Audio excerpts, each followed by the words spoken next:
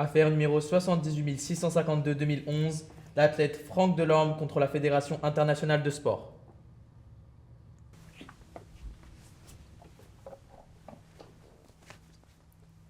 L'audience est ouverte, vous pouvez vous asseoir.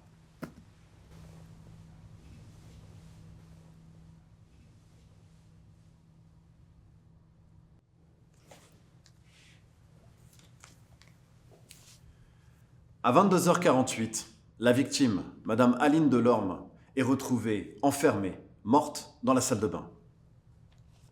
Les policiers sur place ont identifié des perforations de balles dans la porte. 4 balles qui ont blessé la victime, dont une à la tête qui lui fut fatale. Ainsi, les prothèses utilisées par M. Delorme ont été conçues pour compenser un handicap physique et non pour améliorer des performances humaines au-delà des capacités naturelles. Les études scientifiques que nous avons apportées en témoignent. Elles montrent que ces prothèses n'apportent pas plus d'énergie qu'une jambe humaine lors d'un effort.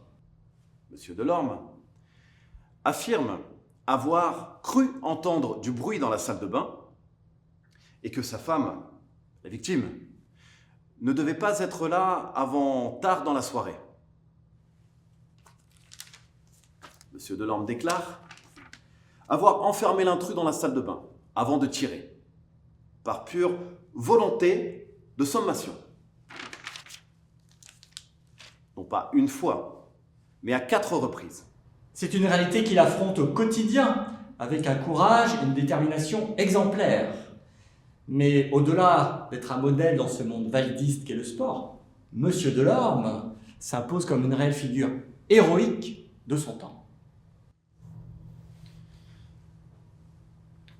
Mesdames et messieurs, les faits sont là, accablants, irréfutables. Monsieur Delorme a agi délibérément et évidemment en pleine conscience de ses actes.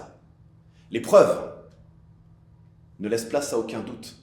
Nous sommes face à un homicide volontaire.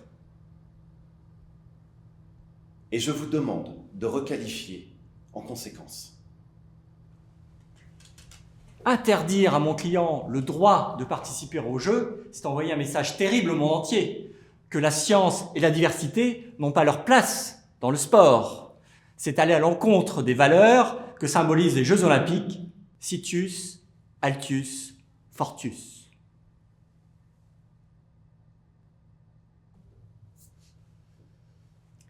Monsieur Delorme, après un examen approfondi des faits, des témoignages, des éléments de preuve et des arguments présentés par les parties, la Cour d'appel considère que la qualification retenue en première instance d'homicide involontaire n'est pas conforme à la réalité des faits.